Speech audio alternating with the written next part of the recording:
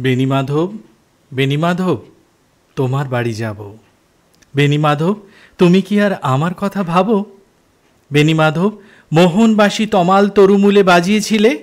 আমি তখন মালতী স্কুলে ডেস্কে বসে অঙ্ক করি। ছোট্ট ক্লাস ঘর, বাইরে দিদিমণির পাশে দিদিমণির বর।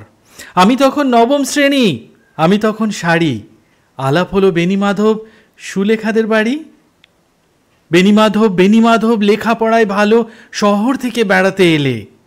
আমার রং কালো, তোমায় দেখে এক দৌড়ে পালিয়ে গেছি ঘরে। বেণীমাধব, আমার বাবা দোকানে কাজ করে। কুঞ্জে অলি গুঞ্জে তবু ফুটেছে মঞ্জরি। সন্ধেবেলা পড়তে বসে অঙ্কে ভুল করি। আমি তখন নবম শ্রেণী, আমি তখন 16। ব্রিজের ধারে বেণীমাধব লুকিয়ে দেখা হলো। বেণীমাধব, বেণীমাধব, এতদিনের পরে সত্যি বলো, সেসব কথা এখনো মনে পড়ে?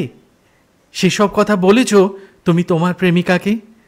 আমি কেবল একটা দিন তোমার পাশে তাকে দেখেছিলাম, আলোর নিচে অপূর্ব সে আলো। স্বীকার করি দুজনকেই মানিয়েছিল ভালো।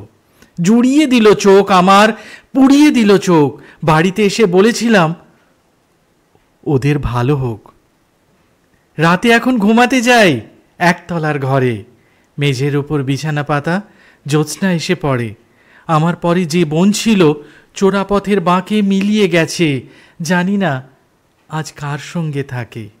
আজ জুটেছে, কাল কি হবে কালের ঘরে শনি। আমি এখন এই পাড়ায় সেলাই দিদিমণি। তবু আগুন, বেণীমাধব, আগুন জ্বলে কই। কেমন হবে আমিও যদি নষ্ট মেয়ে হই? কেমন হবে আমিও যদি নষ্ট মেয়ে হই?